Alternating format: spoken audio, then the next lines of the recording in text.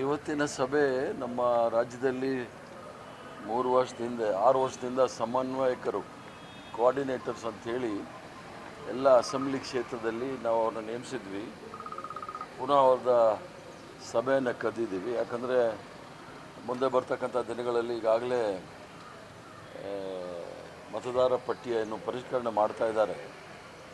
ಅದರ ವಿಚಾರದಲ್ಲಿ ಪ್ರತಿ ಕ್ಷೇತ್ರದಲ್ಲೂ ಸಹ ಸಮನ್ವಯಕರು ಕೋಆರ್ಡಿನೇಟರ್ಸ್ ಹೋಗಿ ಯಾವ ಅಸೆಂಬ್ಲಿನಲ್ಲಿ ಯಾವ ರೀತಿ ಆಗಿದೆ ಅಂತ ಹೇಳಿ ನೋಡಲಿಕ್ಕೆ ಅದನ್ನು ಮಾಡಿದ್ದೀವಿ. ಈಗಾಗಲೇ ಕರ್ನಾಟಕ ರಾಜ್ಯದಲ್ಲಿ 1,09,00,000 ಜನಗಳನ್ನು ಹೊರಗಡೆ ಇಟ್ಟಿದ್ದಾರೆ ಮತಪಟ್ಟಿಯಿಂದ.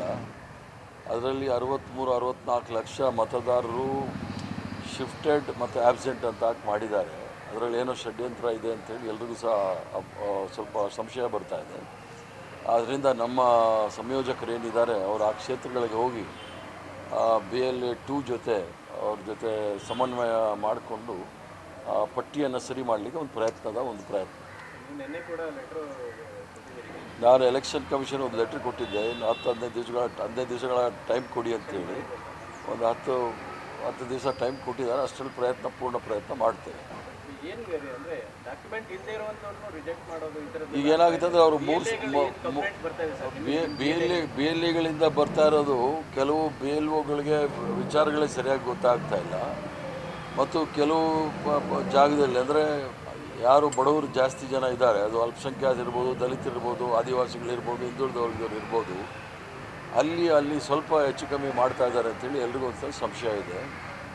ಆದ್ದರಿಂದ ಅಲ್ಲಿ ಹೆಚ್ಚಿನ ಗಮನವನ್ನು ಕೊಡಬೇಕಾಗುತ್ತೆ. ಯಾಕಂದರೆ ಕೆಲವರು ಅವಿದ್ಯಾವಂತರು ಸಹ ಇರ್ತಾರೆ, ಅವರಿಗೆಲ್ಲ ಸಹಾಯ ಮಾಡ್ತಕ್ಕಂಥ ಕೆಲಸವನ್ನು ಮಾಡಬೇಕಾಗುತ್ತೆ. ಯಾಕಂದರೆ 63 ಲಕ್ಷ ಆ್ಯಬ್ಸೆಂಟು ಮತ್ತು ಶಿಫ್ಟೆಡ್ ಅಂದರೆ ನನಗೆ ನನ್ನದೇ ಆದ ಒಂದು ಸಂಶಯ ಇರುತ್ತೆ.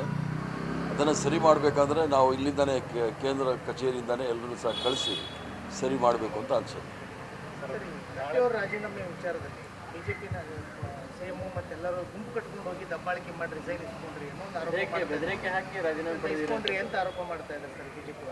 ಭಾರತೀಯ ಜನತಾ ಪಾರ್ಟಿಯವರಿಗೆ ಮಾನ ಮರ್ಯಾದೆ ಏನಾದರೂ ಇದ್ದರೆ ಸುಮ್ಮನಿದ್ರೆ ಒಳ್ಳೆಯದು. ಪ್ರತಾಪ್ ಚಂದ್ರ ಶೆಟ್ಟಿ ಅವರು ಸಭಾಧ್ಯಕ್ಷರಾಗಿದ್ದಾಗ ಇದೇ ಬಸವರಾಜ ಹೊರಟ್ಟಿಯವರೇ ಮೊದಲನೇ ಸಿಗ್ನೇಚರ್ ಮಾಡಿ ಅವ್ರನ್ನ ತೆಗಿಬೇಕು ಅಂತೇಳಿ ಮಾಡಿ ಅದು ಒಂದು ಮಧ್ಯಂತರ ವರದಿ ಕೂಡ ಬಂದಿದೆ. ಇದನ್ನೆಲ್ಲ ಚರ್ಚೆ ಮಾಡಿದ್ರೆ ಮಾನ ಮರ್ಯಾದೆ ಹೋಗುತ್ತೆ. ನಾವು ಬಸವರಾಜ ಹೊರಟ್ಟಿಯವರ ಬಗ್ಗೆ ಅಪಾರವಾದ ಗೌರವ ಇಟ್ಕೊಂಡು ಅವರು 45-46 ವರ್ಷ ಮುಗಿಸಿದ್ದಾರೆ ವಿಧಾನ ಪರಿಷತ್ತಿನಲ್ಲಿ. ಒಂದು ದಿನ ಎಲ್ಲ ಚರ್ಚೆ ಮಾಡಿ ಅವ್ರು ಹೊಗಳ್ಕೊಂಡಿದ್ವಿ. ಈಗ ಅವ್ರ ಹತ್ರ ನಾವು ಏನು ಹೇಳಿದ್ದು ಅಂದರೆ ನಿನ್ನೆನೇ ಕಡೆಯ ದಿನ ಇತ್ತು. ನಾವು ಅವಿಶ್ವಾಸ ನಿರ್ಣಯಕ್ಕೆ ಮಂಡನೆ ಮಾಡಲಿಕ್ಕೆ ಕಡೆ ದಿವಸ ನಿನ್ನೆ ಸಿಗ್ನೇಚರ್ ಮಾಡಿ ತಯಾರಿತ್ತು. ನಾವು ಅವಿಶ್ವಾಸ ನಿರ್ಣಯ ಮಂಡನೆ ಮಾಡಿದಾಗ ವಿಧಾನ ಪರಿಷತ್ತಿನಲ್ಲಿ ನಾವೇನು ಅವ್ರನ್ನ ಹೊಗಳೋ ಪರಿಸ್ಥಿತಿನೇ ಇಲ್ಲ. ಅವರು ಮಾಡಿರ್ತಕ್ಕಂಥ ಎಲ್ಲ BJPಯವ್ರು ಮಾಡಿರ್ತಕ್ಕಂಥ ಎಲ್ಲ ಕುತಂತ್ರಗಳು ಕುಕೃತ್ಯಗಳು ಎಲ್ಲರೂ ಸಹ ಹೊರಗಡೆ ಆಗ್ತಾಯಿದ್ವಿ. ಮಾನ ಮರ್ಯಾದೆ ಹೋಗಬಾರ್ದು. ಇದು ಚಿಂತಕರ ಚಾವಡಿ, ಗೌರವದಿಂದ ನೀವು ನಿರ್ಗಮಿಸಿ ಅಂತ ಹೇಳಿ ಹೋದರೆ ಅದು ಏನೇನೋ ಪದಗಳು ಬಳಕೆ ಮಾಡಿದ್ದಾರೆ. ಅವ್ರಿಗೆ ಅದು ಬಿಟ್ಟರೆ ಬೇರೆ ಏನೂ ಬರೋದೇ ಇಲ್ಲ. ಭಾರತೀಯ ಜನತಾ ಪಾರ್ಟಿಗೆ ನೆಟ್ಟಿಗೆ ಮಾತಾಡೋಕ್ಕೆ ಬರೋದಿಲ್ಲ. ಮೊದಲು ಅದನ್ನು ಕಲ್ತ್ಕೊಂಡು ಬರಲಿ. ಆ ನಾಗ್ಪುರ್ ಯೂನಿವರ್ಸಿಟಿಗೆ ಹೋಗಿ ಇದನ್ನು ಹೇಳ್ತಾ ಇರ್ತಾರೆ.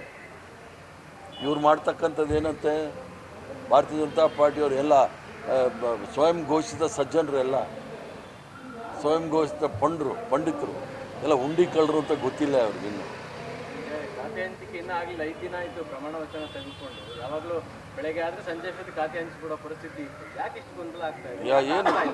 ಏನು ಗೊಂದಲ ಇಲ್ಲ. ಎಲ್ಲರೂ ಸಹ ಚರ್ಚೆ ಮಾಡಿ ಅದನ್ನು ಯಾರ್ಯಾರು ಇಚ್ಛೆ ವ್ಯಕ್ತಪಡಿಸ್ತಾರೆ ಅದನ್ನು ನೋಡಿ ಮಾಡ್ತಾರೆ. ಯಾಕಂದರೆ 34 ಜನರಿಂದ ಚರ್ಚೆ ಮಾಡ್ತಕ್ಕಂಥದ್ದು ಚರ್ಚೆ ಆಗಿ ಆದಷ್ಟು ಬೇಗ ಪೂರ್ಣಗೊಳ್ಳುತ್ತೆ. ಮಹಿಳೆಯರಿಗೆ ಸಿಗುತ್ತೆ, ಒಂದು ಅವಕಾಶ ಸಿಗುತ್ತೆ. ಸರ್, ನಾಳೆಯಿಂದ ಬಿಡದಿಯಲ್ಲಿ JDS ಮತ್ತು BJP ಪಾದಯಾತ್ರೆ ಮಾಡ್ತಾರೆ. ಒಳ್ಳೆಯದಾಗಲಿ ಅವರು. Thank you.